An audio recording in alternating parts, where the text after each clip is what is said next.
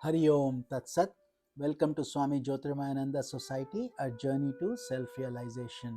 Please subscribe for the mystical meanings and to enjoy daily satsang. We are currently studying the scripture Srimad Bhagavad Gita, commentaries by Swami Jyotirmayananda Maharaj, narrated by myself, Swami Nikhilananda. We are currently on chapter number 7, Jnana Vijnana Yoga, meditation, knowledge, and self realization. And today we are starting from shloka number 16. Lord Krishna continues to guide Arjuna. Chaturvedha bhajante mam janah sukritino Arjuna arto jigyasurartharthi jnani cha bharatarshabha. O best of the Bharatas, there are four types of virtuous men who worship me. Artha are the people who are distressed. Jigyasu are seekers of knowledge. Artharthi desirers of wealth, and Jnani, fourth category, the enlightened Jnani. So God has put them into four major categories. Moving on to shloka 17. Tesham jnani nityukta eka bhaktir vishishyate priyo hi jnani no artha aham sacha mam priyaha. Here God says, of these four, the Jnani or the enlightened one who is ever united with God and therefore one pointed in his devotion to God is the best. So that one being enlightened of course is good both ways, because the soul themselves merges into God, but God also prefers such a devotee as is the best one. I am supremely dear to the man of wisdom, and he is dear to me, because such a aspirant has given up the pleasures of the world. He has discipline, he has self control, he understands the illusory nature of Maya, and he is practicing and putting in tapasya, sacrifice to get that knowledge. Therefore, God values jnanis the most. Next shloka.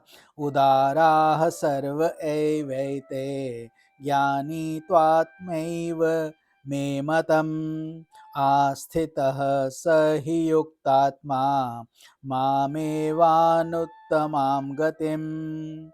All these four types of men are noble indeed.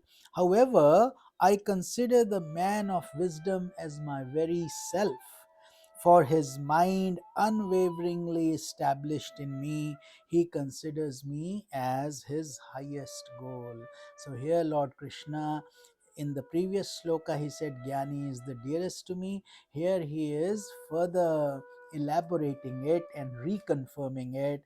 He says the Jnani is my very self, which means I do not consider myself separate from him. I adore him dearly because he has given everything of his being to attain me. Shloka number 19. Bahunam janmanamante jnanavan mam prabhadyante vasudevah sarvamiti samahatma sudurlabha. After many lives of progressive spiritual evolution, one acquires wisdom and worships me with the vision that Vasudeva alone is all that exists.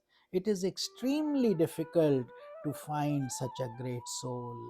And that is why we always say in our satsang that enlightened souls are very few in this world, as Lord Krishna himself is also confirming. So when we have come into the aura of these enlightened souls, rest assured, each of you have been working very hard in your previous lives, and when many merits have come together and lots of wisdom and grace has come together for this beautiful grace to fall.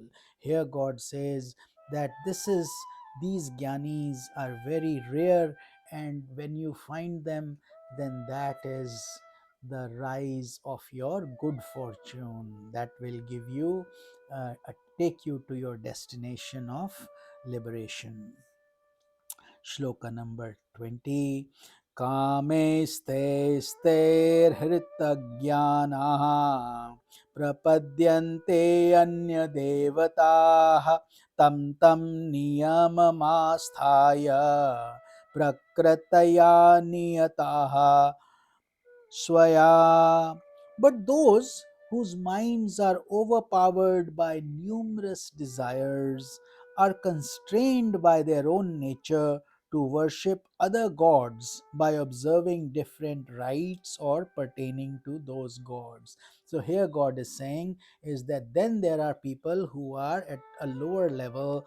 For them, they are always seeking pleasures or some objects from gods because they have unlimited desires, so therefore they pray for satisfaction of those desires, which God considers as they are not praying to the ultimate one Brahman, that God, for mukti or self-realization. They are simply asking for um, desire, satisfaction of desires.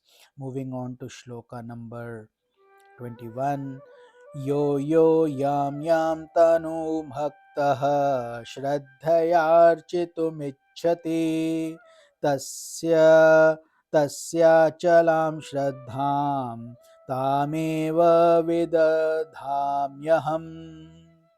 Whatever divine form a devotee wishes to worship with faith, I intensify and make unflinching his faith in that very form.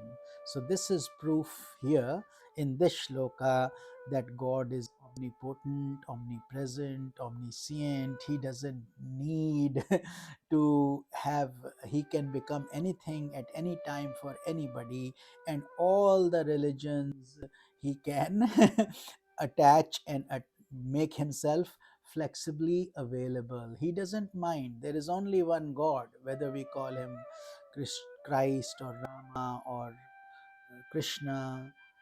Whatever name we give it is only a proper noun. It's a name and a form. God is above all that. So here he says, doesn't matter. And God doesn't mind. He is not a jealous God. He doesn't get upset or angry that why are you not praying to me? Why are you praying to these lower gods?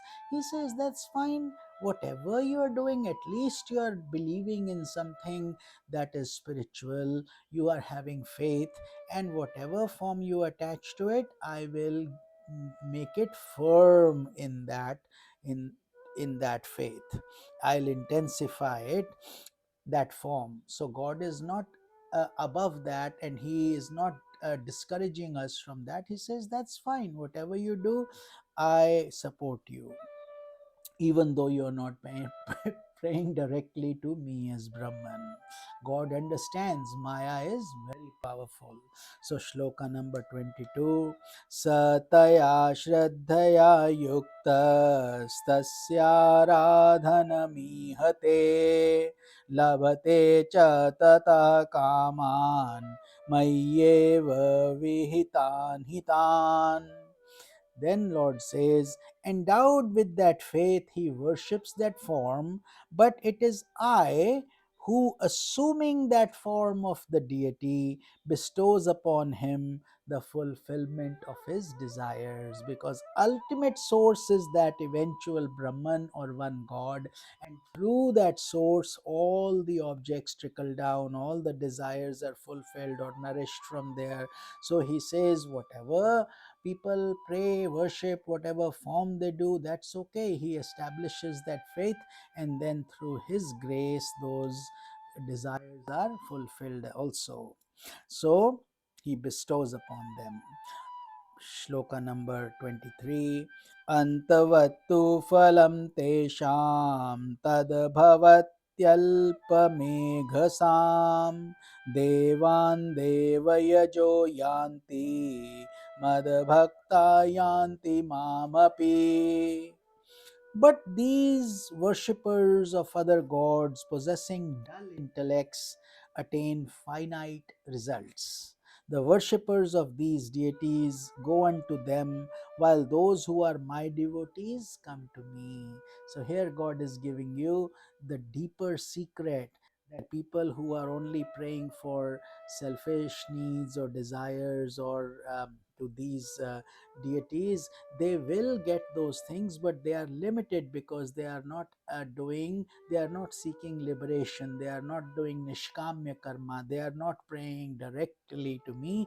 That is the deeper meaning of this shloka. But he says those who do, they come directly to me, and therefore they also attain self-realization, merging into Brahman. Moving on to shloka number 24, God continues, Avyaktam vyaktimapannam manyatante mama buddhayaha param bhavam ajananto mama vyayam manuttamam. Those who lack understanding consider me, the unmanifest, as having a human form.